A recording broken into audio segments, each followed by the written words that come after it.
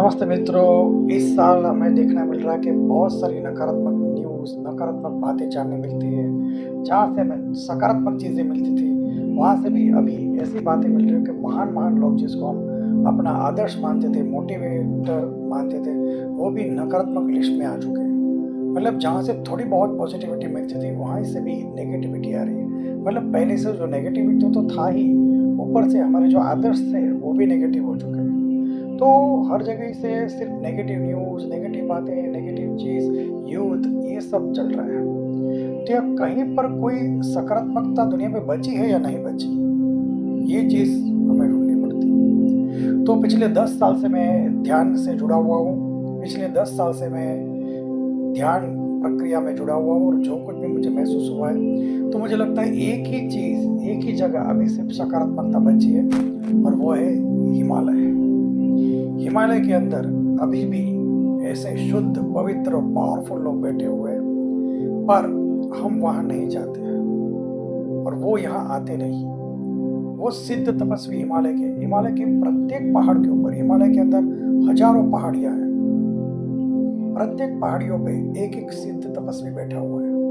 पर क्या बर्फ का ऐसा गुबार है वहाँ पे, बर्फ का इतनी ज़्यादा मात्रा में बर्फ है कि लोग हिल स्टेशन तक जाते लेकिन उसके बाद ऊपर जाने की कोई कोशिश नहीं करता। और जहाँ पे वो शुद्ध व्यक्ति, शुद्ध, पवित्र और पावरफुल योगी बैठे हुए, वो ऐसे स्थानों पे, निर्जन स्थान, वहाँ पे कोई इंसान जा ही नहीं सकता। ऐसे बर्फ की पहाड़ियों पे, बर्फ की गुफाओं में, बर्फ के बने हुए जंगलों के अंदर, जहाँ पे कोई प्राणी भी जाने से सोचता है, ऐसी जगह पे वो ध्यान तपस्या कर रहे हैं। तो वो अपने ध्यान में बिजी, उच्च अवस्था में बैठे हुए हैं। वो कभी नीचे हमारे पास आएंगे नहीं सकारात्मकता सिखाने के लिए, योग की ऊर्जा सिखाने के लिए, योग का दर्शन कराने के लिए। सच्चे योग इंसान को कैसे सीखे, किस तरह से मानसिक शक्तियाँ डेवलप करें। बहुत सारे वीडियोस आती है जिसमें आज्ञा चक्र खोल दिया जाए, कुंडलिनी शक्ति खोल दी जाए। तो ऐसे झूठी मूठी बहुत सारी बातें चलती है। कुछ लोग सही भी बताते हैं, लेकिन पूर्ण ज्ञान दुनिया के अंदर वो नहीं है। जहाँ पे पूर्ण ज्ञान है वो हिमालय के अंदर है। तो अब वो लोग आना नहीं चाहते क्योंकि उच्च अवस्था में बैठे हुए, उनको दुनिया से कुछ लेना नहीं है। और हम दुनिया के अंदर इतने बिजी है, दुनिया के अंदर इतने बिजी है कि बात ही मत पूछो। हमें पैसे, सफलता, पावर, उसके बिना कुछ दिखता ही नहीं। तो ये गुप्त रहस्य, जो गुप्त साधना है जो उनके पास है, वो सारी सिद्धियाँ, शक्तियाँ, ज्ञान, तपस्या सब उनके पास है। तो हम वहां से लेने जाने कोई इंसान ही नहीं है लेने जाने वाला। तो वहां पे उनकी पद्धति फॉलो, क्योंकि किस पद्धति से उन्होंने पाया, कितनी तपस्या से पाया हुआ है। वो तपस्या क्या हम कर सकते हैं? अगर सोचो ये वीडियो के बाद, या फिर आपको किसी भी तरह से पता चले कि हिमालय के तपस्वियों के पास जाके गुप्त ऊर्जाएं, गुप्त साधना है और क्या विशिष्ट प्रकार की सिद्धियों का ज्ञान हासिल किया जा सकता है, तो हजारों लोग जाएंगे तो पहुंच नहीं पाएंगे। क्योंकि वहां पे कैसे पहुंचे उन तक, वो कहाँ पे बैठे हो, वही स्थान नहीं पता। और अगर हजारों में से कोई 4-5 लोग पहुंच भी गए उस जगह पे, तो वो ऐसी साधना, ऐसी तपस्या, कड़ी साधना करवाते हैं तो महान से महान इंसान भी भाग गए। तो आपका शरीर को तपाया जाएगा, आपकी बुद्धि को चेक किया जाएगा, आपके मन को चेक किया जाएगा, आपकी सहन शक्ति को चेक किया जाता है, कोई ही नहीं टिकता।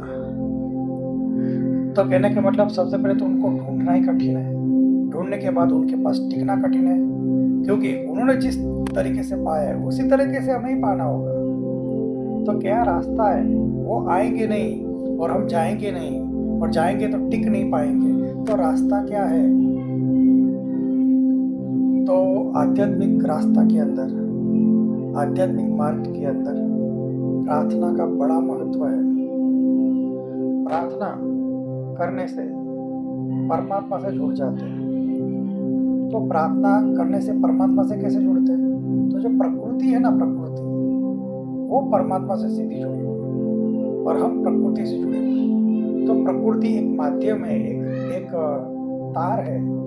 हम प्रकृति को अगर कनेक्ट कर पाए, प्रकृति को पूरी तरह से आत्मसात कर पाए, प्रकृतिमय हो पाए, तो प्रकृति से अगर हम जुड़ जाए तो हम प्रकृति से जो कहेंगे वो परमात्मा तक पहुंचता है, और परमात्मा प्रकृति के माध्यम से हमें संकेत देता है, हमें ज्ञान देता है, हमें ऊर्जाएं देता है। तो अष्ट सिद्धि नवनिधि जो है वो प्रकृति की ही तो ऊर्जा है।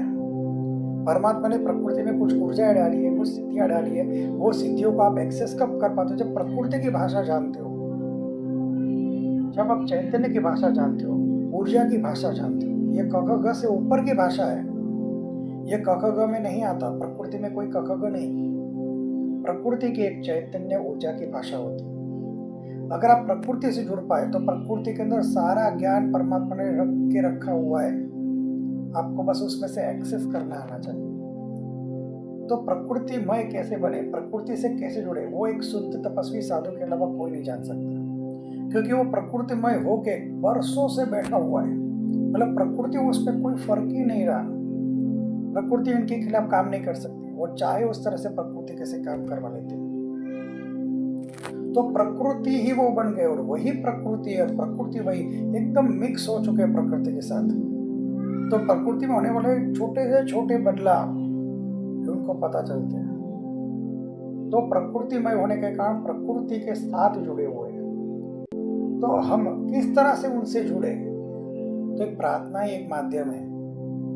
तो अगर आप ध्यान साधना में आगे बढ़ना चाहते हो तो सुबह 5 बजे के आसपास हमें उठना चाहिए, एकदम फ्रेश होके, पेट खाली करके, एकदम मुंह वूह धोके, नींद निकाल के एक स्थान पर बैठना चाहिए।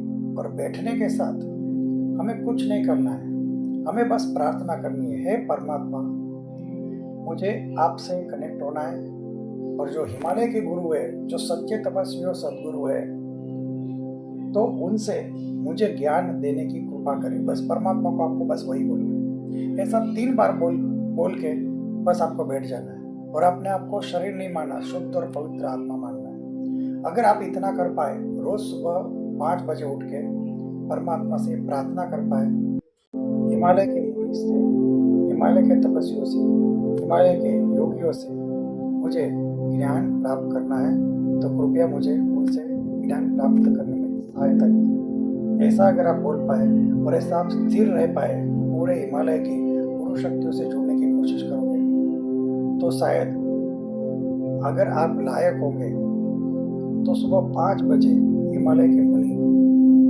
आपके साथ जुड़ने की कोशिश। पर आपके अंदर वो शुद्धता होनी चाहिए। आपके अंदर स्वार्थ होगा, आपके अंदर धोखा होगा, आपके अंदर नकारात्मकता होगी, तो वो नहीं जुड़ पाएंगे, क्योंकि वो अत्यंत सकारात्मक है, वो अत्यंत शुद्ध है। तो आपको अपने अंदर शुद्धता लानी होगी, तभी आप उनसे जुड़ सकते हो। तो सुबह 5 बजे उठ के आप बस प्रार्थना मात्र से उनसे जुड़ने की कोशिश करो। और हजारों योगी तपस्वी हिमालय के अंदर है, कौन से जुड़ेंगे आपको नहीं पता। आपको बस हिमालय के तपस्वी योगी से बस प्रार्थना करनी है, परमात्मा को माध्यम बना के प्रार्थना करनी है। और अगर जितना आप शुद्ध हो सको, मन, शरीर और बुद्धि से जितना आप समर्पित हो सको, जितना आप झुक पाओ उनकी ओर, उतना ही वो आपको अपने ज्ञान देने की कोशिश कर सकते हैं। तो धीरे धीरे आपको महसूस होगा। आपको कम से कम 45 दिन तक ये सतत करना होगा। आपको क्या महसूस होता है वो आप मुझे कमेंट के अंदर बता सकते हैं। और ऐसी वीडियो अगर आपको चाहिए तो चैनल सब्सक्राइब कर सकते हैं। साथ में ज्वाइन बटन से क्लिक करोगे तो मैं मेरे ज्वाइन मेंबर, जैसे व्हाट्सएप में कैसे ग्रुप होता है, इस तरह से ज्वाइन करने से यूट्यूब में भी एक ग्रुप बनता है। उन लोगों को मैं पर्सनली वीडियो बना के सेंड करता हूँ। तो अगर आप ज्वाइन करना चाहो तो ज्वाइन भी कर सकते हो, तो स्पेशल वीडियो भी आपको मिलते रहेंगे। सुनने के लिए थैंक यू। जय हिंद, जय भारत, जय आत्मेश्वर, जय गुरुदेव।